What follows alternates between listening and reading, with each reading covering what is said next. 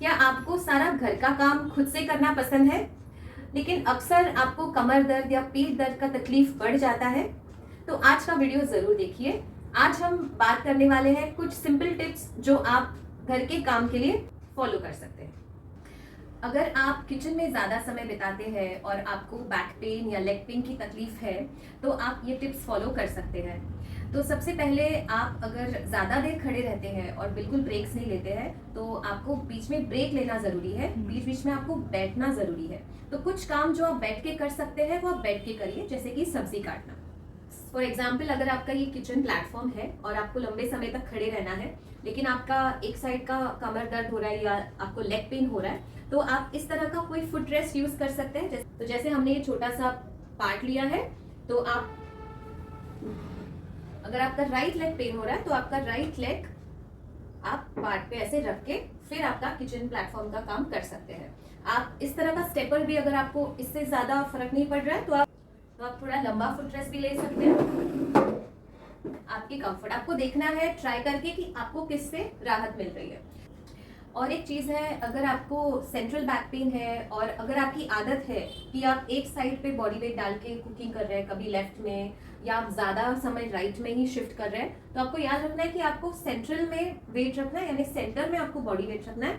और अगर आपको शिफ्ट करना है वेट, तो आप दोनों तरफ करिए। तो कुछ समय लेफ्ट पे करिए और फिर कुछ समय राइट पे करिए, लेकिन एक ही साइड पे आपको ज़्यादा समय बिताना नहीं है। टिप नंबर 3, मान लीजिए कि ये आपका गैस स्टव है। बहुत लोगों का गैस या स्टव बहुत दूर रहता है, और अगर आप बहुत दूर रह के कुछ कुकिंग कर रहे हैं, स्टर कर रहे हैं, तो उससे भी आपको बैक पेन बढ़ सकता है। तो कोशिश करिए कि आप थोड़ा सा इसको पास में रखें ताकि आपको ज़्यादा झुकना ना पड़े। तो जैसे आप देख रहे हैं, ये मेरे हाइट के लिए बराबर है ये प्लेटफॉर्म, तो मुझे इसमें बेंडिंग नहीं करना पड़ता है। लेकिन कुछ लोगों का प्लेटफॉर्म थोड़ा लो होता है और हाइट ज़्यादा होता है, तो उनको ज़्यादा झुकना पड़ता है।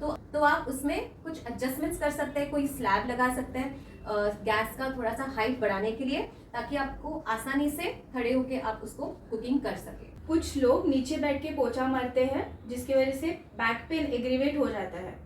तो उसकी बजाय मॉप भी यूज़ कर सकते हैं। तो आइए देखते हैं कैसे यूज़ करते हैं।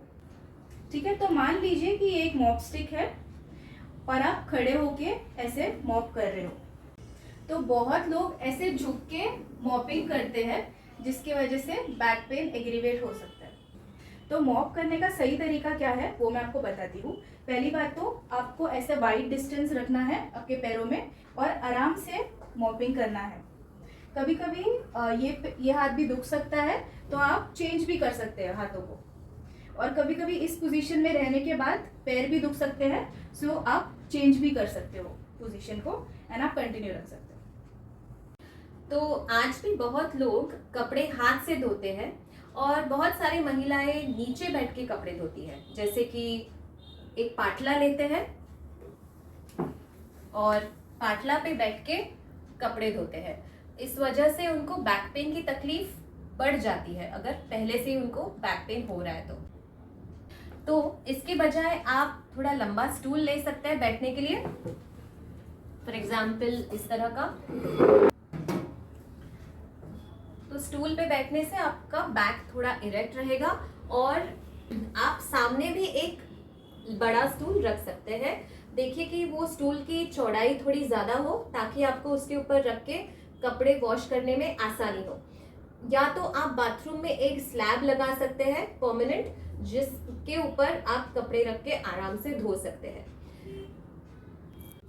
तो ये कुछ टिप्स थे उन लोगों के लिए जिनको घर के सारे काम खुद से करना पसंद है, लेकिन ज्यादा काम करने से भी आपको कमर दर्द, पीठ दर्द की परेशानी हो सकती है। तो अगर आप ये टिप्स फॉलो करोगे तो आपको बैक पेन की तकलीफ कम हो सकती है। आपको ये याद रखना है कि ये मॉडिफिकेशंस आपको परमानेंटली करने की जरूरत नहीं है। जब भी आपको ज्यादा पेन हो रहा है, तभी आप ये टिप्स फॉलो कर सकते हैं। अगर आपको भी कमर दर्द, पीठ दर्द की तकलीफ है, तो नीचे दिए गए नंबर पे हमें संपर्क करें। धन्यवाद।